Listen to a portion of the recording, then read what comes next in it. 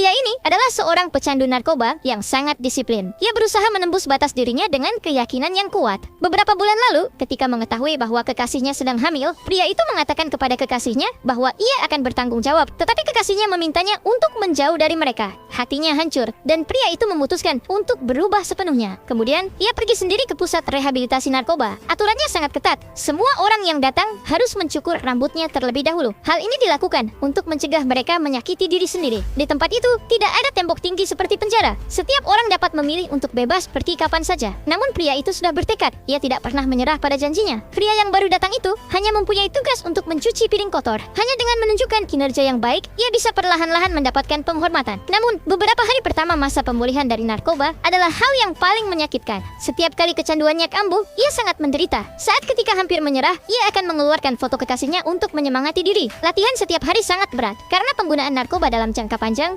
tubuhnya menjadi sangat lemah. Ia belum lama berlari, namun malah memuntahkan darah dan pingsan di tanah. Instruktur juga menyuruhnya untuk menyerah dan pulang. Namun pria itu tidak ingin terjerumus dalam keburukan karena masalah narkoba. Detik berikutnya, ia memaksa tubuh lemahnya dan terus berlari. Saat seseorang memiliki keyakinan, ia pasti dapat melepaskan potensi besarnya. Ia bekerja keras dan bertahan setiap hari. Perlahan-lahan, ia menjadi semakin terampil. Demi kekasih dan anaknya, ia terus berlatih bahkan saat orang lain sedang tidur. Waktu pun berlalu hingga setahun kemudian. Kondisi pria itu semakin membaik karena penampilannya yang luar biasa. Direktur memberinya pekerjaan di kolam renang. Ia bahkan diizinkan berenang gratis setelah bekerja. Ia memanfaatkan kesempatan ini untuk belajar berenang. Selain itu, ia menukar air mineral dengan seorang tunawisma demi mendapatkan sepeda. Dengan cara ini, ia terus berolahraga dan terus memperbaiki kualitas hidupnya. Berenang, berlari, dan bersepeda sudah menjadi bagian dari hidupnya. Untuk menguji hasil latihannya, pada saat itu, ia mendaftar untuk lomba triathlon dengan berenang 700 meter, berlari 5 km, dan bersepeda 20 km. Namun ketika ia sampai di garis akhir, sudah tidak ada siapapun di sana. Tetapi menang atau kalah tidak lagi penting baginya karena ia telah berhasil menaklukkan dirinya sendiri untuk pertama kali. Pada hari itu, sebuah kabar buruk datang. Kekasihnya dibawa ke unit perawatan intensif. Melihat kekasihnya yang sekarat di tempat tidur, hati pria itu dipenuhi penyesalan. Sebelum pergi, ia mencium kening kekasihnya. Saat keluar dari ruang perawatan, dia melihat putrinya yang manis. Ia ingin berbicara dengannya, tetapi ayah kekasihnya menghentikannya. Pria itu berdiri di sana dengan pandangan kosong. Ia tahu bahwa dirinya belum pantas menjadi seorang ayah. Beberapa hari kemudian, kekasihnya meninggal dunia. Sejak saat itu, pria itu mengubah kesedihannya menjadi kekuatan. Ia berlatih semakin keras setiap hari. Ia keluar dari pusat rehabilitasi, mengikuti berbagai perlombaan. Tidak hanya memenangkan kejuaraan di tingkat provinsi berkali-kali, tetapi juga memecahkan rekor triathlon Eropa. Ia bahkan menerima undangan untuk triathlon dunia. Hal ini kembali membuktikan kekuatannya.